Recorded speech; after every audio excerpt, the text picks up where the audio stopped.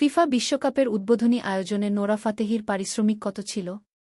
FIFA বিশ্বকাপ 2026-এর উদ্বোধনী আয়োজনে পারফর্ম করে আলোচনায় এসেছেন বলিউড অভিনেত্রী ও গায়িকা নোরা ফাতেহি। কানাডার টরন্টোয় অনুষ্ঠিত উদ্বোধনী অনুষ্ঠানে তার পরিবেশনা সামাজিক যোগাযোগ মাধ্যমে ব্যাপক সাড়া ফেলেছে। তবে এই আয়োজনের পর থেকেই একটি প্রশ্ন ঘুরপাক খাচ্ছে, বিশ্বকাপের মঞ্চে পারফর্ম করতে কত পারিশ্রমিক পেয়েছেন নোরা?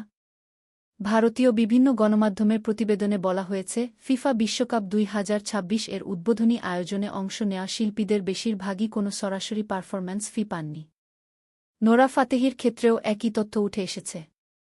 তবে এ বিষয়ে ফিফা কিংবা নোরার পক্ষ থেকে আনুষ্ঠানিক কোনো বক্তব্য দেওয়া হয়নি। প্রতিবেদনগুলোতে বলা হয়েছে, শিল্পীদের পারিশ্রমিক না দিলেও তাদের যাতায়াত, আবাসন, মঞ্চসজ্জা, কোরিওগ্রাফি, পোশাক, প্রযুক্তিগত সহায়তা ও অন্যান্য আয়োজন সংশ্লিষ্ট ব্যয় বহন করেছে ফিফা।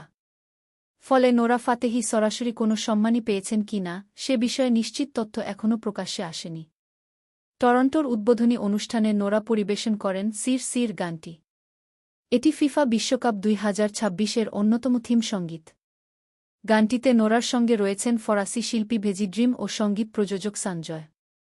সির সির নামটি এসেছে একটি জনপ্রিয় মরক্কান ফুটবল স্লোগান থেকে, যার অর্থ এগিয়ে চলো বা গো গো। গানটিতে আরবি, ইংরেজি, ফরাসি ও মরক্কান দারিজা ভাষার সংমিশ্রণ রয়েছে।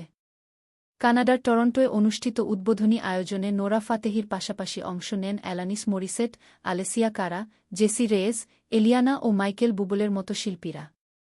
এদিকে মেক্সিকো সিটির উদ্বোধনী আয়োজনে পারফর্ম করেন সাকিরা ও বার্না বয়।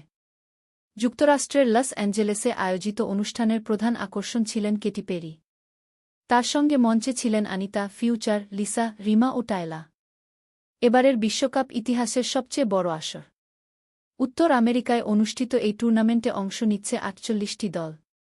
আগামী 19 July new York new jersey স্টেডিয়ামে ফাইনালের মধ্য দিয়ে পর্দা নামবে আসরের।